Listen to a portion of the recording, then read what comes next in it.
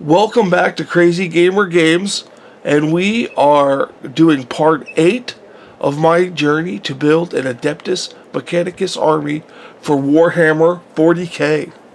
We last left off with me building the Plasma Cavalier Skitari. I have their bodies mostly magnetized, their backpacks magnetized, the plasma guns magnetized, but I'm waiting for some green stuff to set, so I have a couple hours to wait before I work more on them. But I wanted to talk to you about the Armiger Warglaves.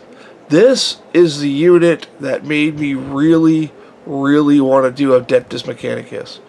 Didn't want to do an Imperial Knights army, but I like that I could take a super heavy auxiliary detachment or a super heavy detachment and have 3 groups of 2 or just 3 of these little robots.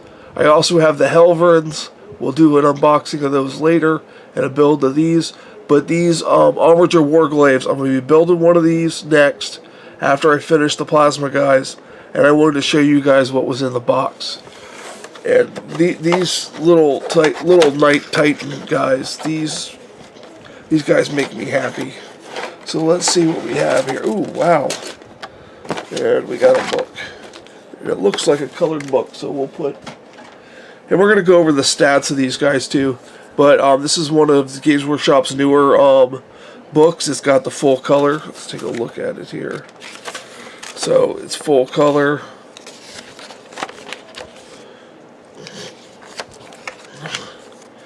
It looks pretty good to easy to build. I will be doing some magnetization of the arms and the melta gun and heavy stubber that goes on the top of the carapace, because I know the arms, there's no other additional loadouts, but Games Workshop is notorious for releasing models with different units that can be interchangeable, so I'm going to future-proof these Warglaves and Helverins. So that's the book. And then this is a nice transfer sheet. I haven't completely decided between House Raven or House Tyrannus. I also have some larger knights, and I want to keep them all in the same house in case I run a knight's army separate. So I haven't decided between, it's down to Raven or Tyrannus. Tyrannus is more Mars based, so I have to see how, I'm going to read some more backstory and see how they fit in with my story of my Adeptus Mechanicus looking for Xenos technology under the guise of looking for an STC. So I'm looking forward to developing the history of this group. So that's the transfer sheet. Put this in the book. You know, it's weird. They give you the tissue paper, excuse me, but I've never seen it when I open something with the tissue actually on top of the transfers. So we got the 2 bases. Let's see what size base these are. Look like 100 mil bases. So it's a good size base. I'm going to be doing some unique terrain, some debris, and then covering in the Martian dust like the rest of my army. So it looks like we got 2 sprues right here. And we have some leg parts. Looks like we got the 2 leg parts. Oh yeah, here's the feet. And this looks like part of the main body. Let's see where the arms lock in. These are some arm parts. So we have 1 of those, 2 of those, because there's two in a box. Which this is a good value on this box. 2 of these little knights, they're cheap. I believe the Warglaves are like 164 points, maybe 165. You know, that's cheap. That's like a regular unit, fully kitted out. So let's take a look here. We have 2 of the weapon sprues. We got the chain cleaver. And I want to say the thermal spear, some shoulder pads, and some more gun mounts. And then there's 2 of those. And then we have the 2 top carapace. We got the exhaust ports, the top armor, the back. This looks like the bottom. And then we have the melta gun or the heavy stubber. I'm not sure which one's which. I'll have to check when I put it together. But this is the sprues of the armature. So now we're going to take a look at the stat line. Now, what Games Workshop did for the Imperial Knights, which I think is a fantastic idea, and I think they should do it for all the factions, is they created these data cards. They're called data sheets. The data cards are objectives and stuff. But it comes in a pack. It's not very expensive. And it gives you all the stats on all the knights. So if you want to add a knight to your Adeptus Mechanicus, you just tuck this in the Adeptus Mechanicus Codex. And you're good to go. You don't need to have the Imperial Knight book. It doesn't have the points on it, but you're already going to have your army built and written down what the points are. But let's take a look at this Warglaive. It has a damage table because it has 12 wounds.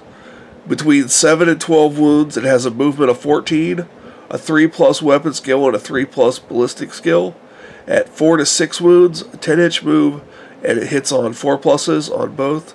And between 1 and 3 wounds, it only can move 7 inches, and it has a 5+ on both skills.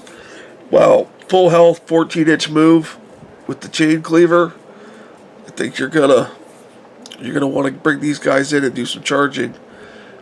They have strength 6, toughness 7, 4 attacks, leadership 8, and a 3+ save.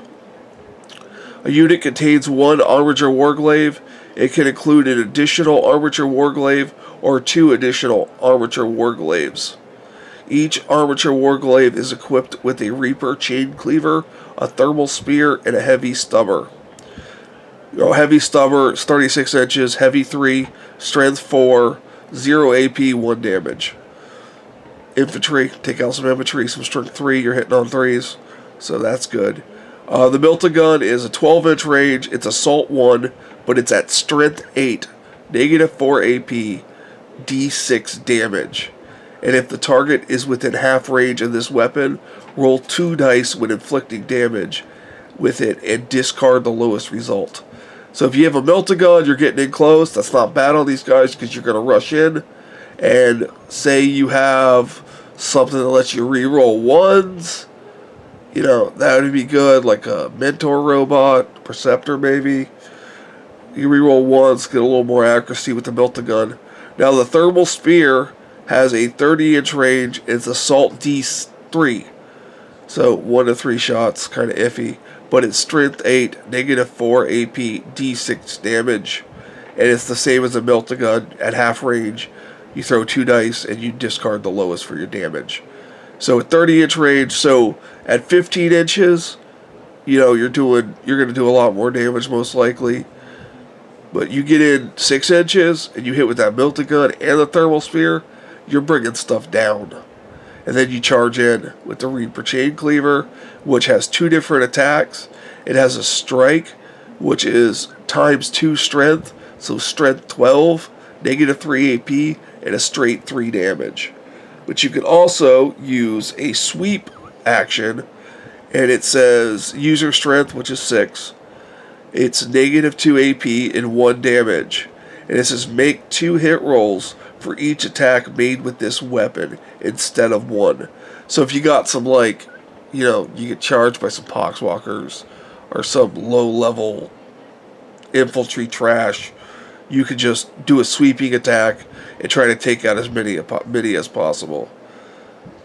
So you're throwing 8 dice instead of 4. 1 damage, you're going to take out these 1 damage guys, no problem. It says any model may replace its heavy stubber with the Milta-Gun, unless you pay for it with points. It has ion shields. Models in this unit have a 5+ invulnerable save against ranged weapons. That's good, 5+. You can also, there's a stratagem in the Adeptus Mechanicus that you can rotate ion shields, gives you an extra +1, so it would be a 4-up invulnerable. I believe it's only against ranged weapons though. I don't know if the stratagem changes it. I'll have to check into that. And then it explodes. If it's reduced to 0 wounds, you roll a die. If you roll 6, it does everything within 6 inches, suffers D3 mortal wounds. I know there's a stratagem in the Imperial Knights Codex that allows you to basically make it easier for your robot to blow up, or your knight to blow up. And then it's a vehicle squadron. The first time this unit is set up, all of its models must be placed within 6 inches of each other. From that point onward, each operates independently, isn't treated as a separate unit.